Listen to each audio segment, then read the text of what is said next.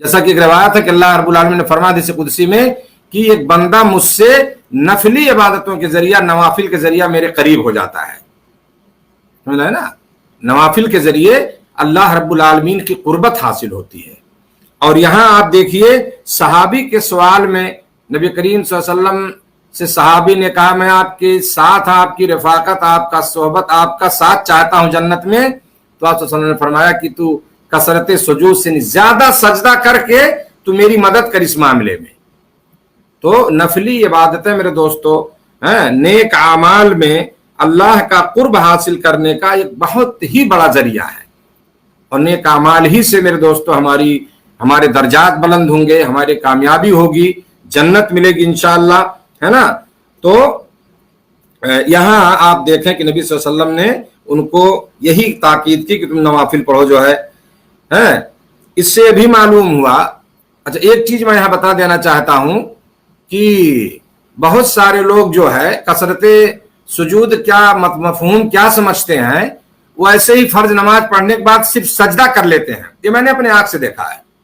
خبر کی ایک مسجد میں یہی اقربیہ میں ہم نے نماز پڑھی، مغرب کی غالباً نماز تھی عائشہ کی، تو ایک آدمی جو ہے بغل میں دیکھا کہ نماز پڑھ کے جانے سے پہلے وہ سجدہ کر رہے ہیں، سجدہ کر کے اٹھ کے جانے کی تیاری میں تھے۔ تو ہمارے ساتھ ایک شیخ صاحب تھے وہاں پہ میرے بغل میں جاننے والے، تو انہوں نے اس کو بیٹھا لیا، مجھ سے کہا تم تھوڑا اس کو سمجھاؤ۔ میں نے پوچھا بھائی کیوں؟ تو کہا کہ مطلب یہ میں نے سنا ہے کہ سجدہ زیادہ کرنا چاہیے، سمجھ رہے ہیں نا۔ تو یہ غلط مفہوم لیا گیا ہے، صرف سجدہ نہیں کرنا ہے، آپ کو مکمل نماز پڑھنی ہے۔ وہ تو آدمی ایک دن میں پتہ نہیں 1,00,000 سجدہ کر لے گا اس طرح سے۔ تو یہ دیکھیے لوگوں کو گمراہ کیا جا رہا ہے، یا تو آدمی کسی سے سنا ہوگا، سمجھ رہے ہیں نا، جیسا کہ بتایا گیا اس کو، علماء نے بتایا ہوگا۔ تو اس طرح سے لوگوں کو دھوکے میں نہیں رکھنا چاہیے یا لوگوں کو گمراہ نہیں کرنا چاہیے۔ ایک عالم کی ذمہ داری یہ ہے، یا جس کے پاس علم ہے دین کا، گرچہ وہ عالم نہیں لیکن دین کا علم ہے اس کے پاس، تو صحیح بات بتائے لوگوں کو، قرآن و حدیث کا جو صحیح مسئلہ ہے اس کو سمجھایا جائے۔ اب یہ کثرت سجود کا مطلب تو نہیں ہے کہ آپ جب نماز پڑھو تو 2 سجدہ کر لیا کرو، ایسے ہی نماز ختم ہو گئی، آپ پڑھ چکے، اب نکلنا ہے مسجد سے 2 سجدہ کر لو چلے جاؤ۔ یہ کون سی نماز ہے؟ یہ کون سا سجدہ ہے؟